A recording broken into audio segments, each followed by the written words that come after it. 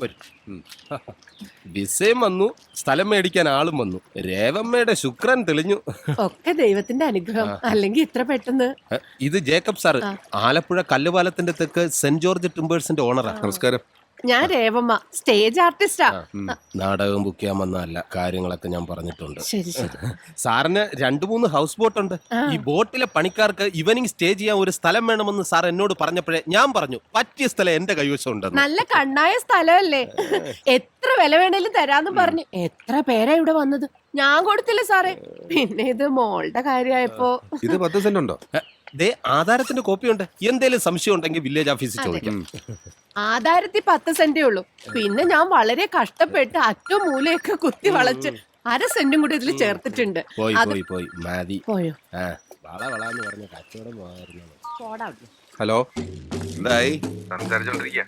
അവള് വില പറഞ്ഞ? ആ, വരുന്ന വഴിക്ക് മാമച്ചൻ പറഞ്ഞത് സെന്റിന് 1 ലക്ഷം വെച്ച് വേണമെന്നാ. നീ ആയിട്ട് കുറപ്പിക്കാനും നിൽക്കണ്ട. രേവമ്മനെ മാമച്ചനെ ഒന്ന് കൊതിപ്പിച്ച് നിർത്തിക്കോ.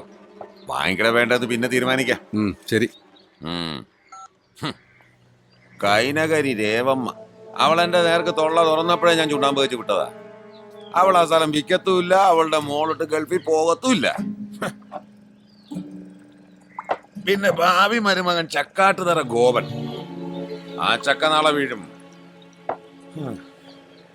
അവന് ഞാൻ നല്ല ഒന്നാന്തര ജമണ്ടം പണിയൊന്നും കൊടുക്കുന്നുണ്ട്. ഇച്ചിരി കടന്ന കയ്യാ, പക്ഷെ വേറെ ചോയ്സ് ഇല്ലാണ്ടായിപ്പോയി. നിന്റെ മനസ്സിലിരിപ്പ് ഞങ്ങളോടും കൂടി പറയേ.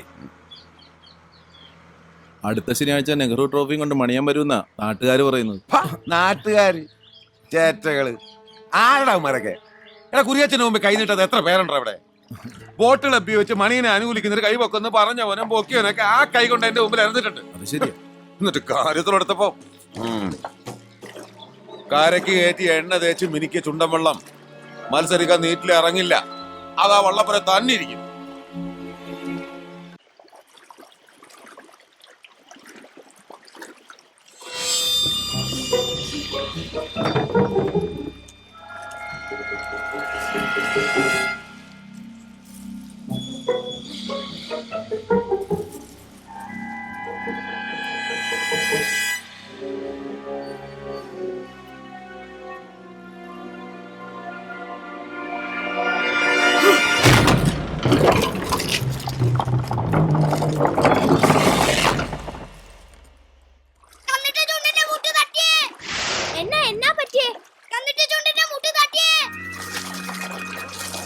ഒന്ന് മാറിക്കേ.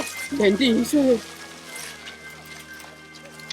അയ്യോ, നടുപടിച്ചു വീണ വെള്ളം ഇനി മത്സരിക്കാൻ കൊള്ളത്തില്ല പ്രസിഡന്റ്. ഇത് മത്സരിക്കാതിരിക്കാൻ വേണ്ടി മുട്ട് തട്ടി കളഞ്ഞതാ. ഒരു സംശയവും ഇല്ല, കുര്യച്ചൻ തന്നെ. അവനിപ്പോ ഈ കരക്കാരൻ മുഴുവൻ ശത്രുവാ. അവനെ വെച്ചേക്കരുത് പ്രസിഡന്റ്. വാടാ, കേറി നോക്കടാ.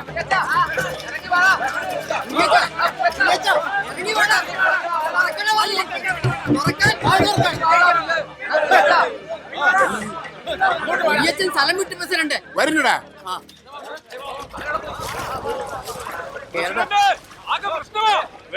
എന്നതാ എന്നതാ കാര്യം? സി ബ്ലോക്കിലെ ഗോവന്റെ ഹൗസ് ബോട്ടാരോ കത്തിച്ചിട്ടേക്കുവാ.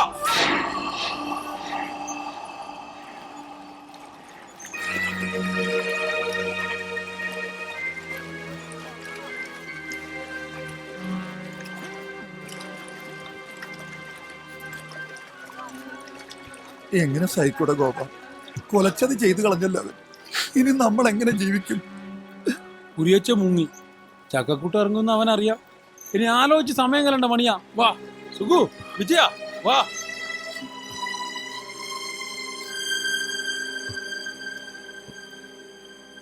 പോലീസിലൊരു പരാതി കൊടുത്താ അവര് വന്ന്. പരാതി കൊടുക്കാൻ നിങ്ങളുടെ ആരുടെ ഉപദേശത്തിന്റെ കാര്യമില്ല. 10-45 ദിവസം നിങ്ങളടക്കം 100 പേര് അധ്വാനിച്ചിട്ട് എന്തായി? കുരിയച്ചൻ ചുണ്ടൻ വെള്ളവും തകർത്ത് കളിയും മുടക്കിയിട്ട് നിങ്ങൾക്കൊന്നും ഒരു ദണ്ണമില്ലല്ലോ. കണ്ടില്ല കേട്ടില്ല എന്ന് പറഞ്ഞു നിൽക്കാൻ നിങ്ങൾക്ക് എളുപ്പമാണ്. പക്ഷെ ഇത്രയും കാലം പട്ടിണിയില്ലാതെ ജീവിച്ചതേ കത്തിക്കെറിഞ്ഞിടക്കുന്ന ഈ ബോട്ട് കൊണ്ടാണെന്നുള്ള കാര്യം മറന്നുപോരുത്. ആർക്കും ഇവരോട് ദേഷ്യം തോന്നണ്ട. ഇവരെ കല്യാണം കഴിപ്പിച്ചതും ഇനി ഒരിക്കലും തല്ലുണ്ടാക്കാനും തെമ്മാടിത്തരം കാണിക്കാനും പോകത്തില്ലെന്ന് ഭാര്യമാരെ തൊട്ട് സത്യം ചെയ്യിപ്പിച്ചതും ഇവൻ പറഞ്ഞിട്ടാ. ഇനി നീയായിട്ട് തന്നെ ഇവരെ എല്ലാം പഴയ ജീവിതത്തിലേക്ക് തള്ളിവിടണോ? വേണ്ട, ഒന്നും വേണ്ട. അടാ എവിടെ പോയി ഒളിച്ചാലും കുരിയച്ചനെ ഞാൻ കണ്ടുപിടിക്കും. എനിക്ക് വേണ്ടി മാത്രമല്ല, നമ്മുടെ നാട്ടുകാർക്ക് വേണ്ടി. അവനെ കണ്ടുപിടിക്കുക എന്നത് അത്ര നിസ്സാര കാര്യമല്ല. അവൻ ഈ കര വിട്ടിട്ടുണ്ടാവും. വാ. ഗോപൻ സാർ ഒരു പരാതി എഴുതി ഇങ്ങ് തന്നേ. അവന്റെ കാര്യം ഞാൻ ഏറ്റു. പക്ഷേ എന്റെ ഫോണിന്റെ കാര്യം പരാതി ഒന്നുമില്ല. കുരിയച്ചൻ എവിടെയുള്ളത് കണ്ടുപിടിച്ച് തന്നാൽ മതി. സാറിന്റെ ഫോൺ ഞാൻ അങ്ങ് തരും. ഉറപ്പാ? ആ ഉറപ്പ്. ഓ ശരി.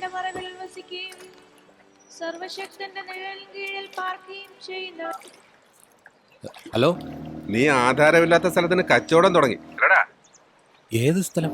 നിന്റെ നാടക നടിയില്ലേ രേവമ്മ, അവളെ കാണാൻ ഞാൻ പോവാടാ. അതെ ഞാൻ ഹലോ ഹലോ. ഇത് ശരിക്കുള്ള ആധാരത്തിന്റെ കോപ്പിയാ സാറേ. മാമച്ചൻ പറഞ്ഞിട്ട് എടുത്തു കൊടുത്തതാ. ജോലി അഭിനയമായതുകൊണ്ട് ഒട്ടും കുറയ്ക്കണ്ട, തകർത്ത് അഭിനയിച്ചോ. പക്ഷെ ഈ പറയുന്ന സർവേ നമ്പറില് ഈ വട്ടക്കായലിന്റെ തെക്ക് കിഴക്ക് ഇങ്ങനെ ഒരു ഭൂമി ഇല്ല. കള്ളപ്പട്ടയം വെച്ച് പറ്റിച്ചതാ അല്ലേ? അയ്യോ സാറേ, മനസ്സാ വാച അറിയാത്ത കാര്യം പറയരുതെന്ന്. ഞങ്ങൾക്കാരെയും പറ്റിച്ചും കള്ളം പറഞ്ഞു ശീലമില്ല. ഞാനും എന്റെ ഭർത്താവും കൊല്ലങ്ങളോളം ഉറക്കമൊളച്ച് നാടകം കളിച്ച് ഊതി ഒരുക്കി ഉണ്ടാക്കിയ മണ്ണായത്. ഇവളെവിടെങ്കിലും പോയി രക്ഷപ്പെടത്തേന്ന് കരുതിയ ഞാൻ. നിങ്ങൾ പറയുന്ന സത്യമാണെങ്കിൽ നിങ്ങളെ ഭർത്താവ് ചതിയിൽപ്പെട്ടതാ. ഇത് സർക്കാരിന്റെ പുറമ്പോക്ക് ഭൂമിയാ. വില്ലേജ് ഓഫീസിൽ കാശ് കൊടുത്ത് ഇല്ലാത്തൊരു സർവേ നമ്പറിൽ ഉണ്ടാക്കിയ കള്ളാധാരം ഇത് വെച്ച് ഈ ഭൂമി വിൽക്കാൻ പറ്റത്തില്ല. കൈവശ അവകാശം കിട്ടാനുള്ള അത്രയും കാലം നിങ്ങൾ ഇവിടെ താമസിച്ചിട്ടുമില്ല. എപ്പോ വേണമെങ്കിലും സർക്കാരിനെ നിങ്ങൾ ഒഴിപ്പിക്കും.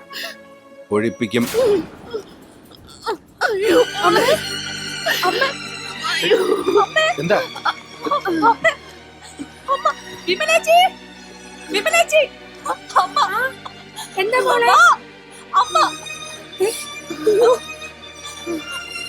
പിടിക്ക്, ഹോസ്പിറ്റലിൽ കൊണ്ടുപോകാം.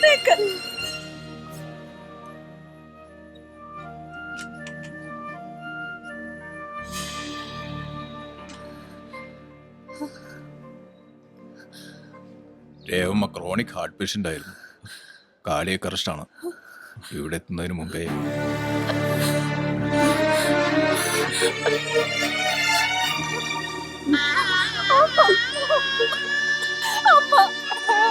അമ്മ